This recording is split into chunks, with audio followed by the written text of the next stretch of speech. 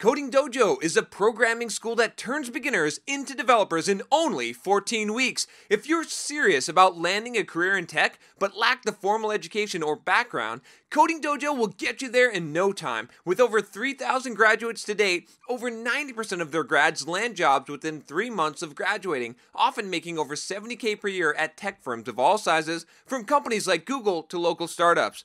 To learn more, visit codingdojo.com or click the link in the description below. What's up? John Sonmas here from simpleprogrammer.com. So I got a career-related question that I was going to answer today about negotiating a contract. So this person asked me, can I negotiate when I renew a contract? As a salary employee, we have an annual appraisal before the contract is renewed. Could we take advantage of this opportunity to negotiate for a new salary?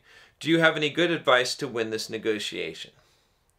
So, okay, here's the thing. I think a lot of people don't realize that, yes, every time that a contract comes up, you can negotiate. In fact, you can negotiate for any reason. In fact, you can take an existing contract and renegotiate the contract because some shit has changed, or you just want to see if you can renegotiate a contract. Now, you shouldn't pull this shit all the time. It's not going to be good, like if you're constantly renegotiating deals that you've already agreed to, but there's no reason why you can't go back to the table, right?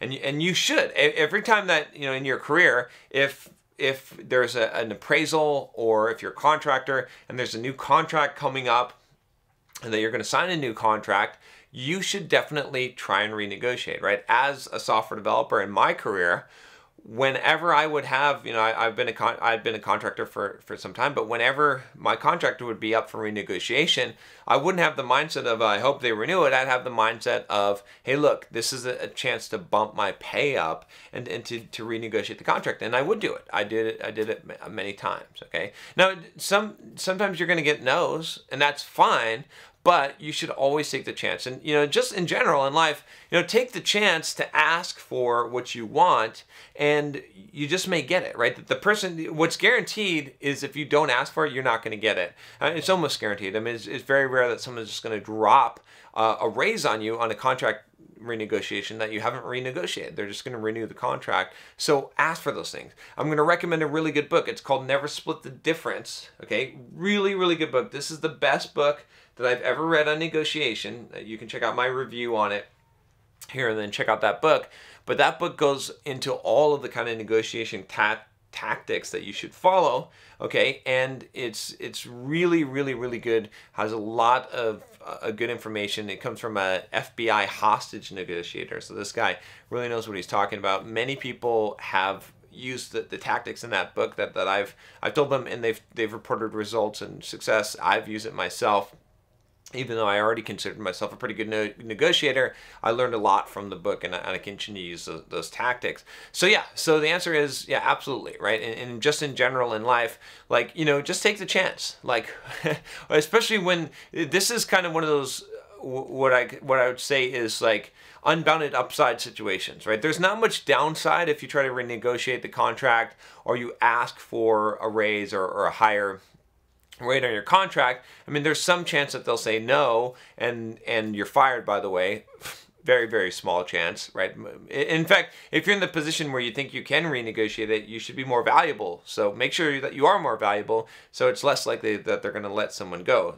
They could just say no, or you could fail at the negotiation. That's fine. But you stand to gain, right? So, and here's the thing is, there's a lot of situations in life that you're going to find where you have this unbounded upside, where there's a lot to gain, but there's not much to lose. In those situations, you're probably going to feel uncomfortable, but you should go for it anyway. You need to get in the habit of going for it. And those things are going to add up over time, right? The more that you get into those situations, and the more that you go for it and you ask for it, right? Even if you get a rejection rate of 90%, that 10% is going to make a huge, huge difference in your life, especially in your career, right? As you're advancing and you keep on increasing your salary or increasing your contract rate. So definitely ask for it. Definitely negotiate. Use some good negotiating tactics. I'm not going to go over them here. Read that book. But you definitely want to do this. There's almost no reason to not do it. All right, that is all I have for you today. If you haven't subscribed already, click that subscribe button below.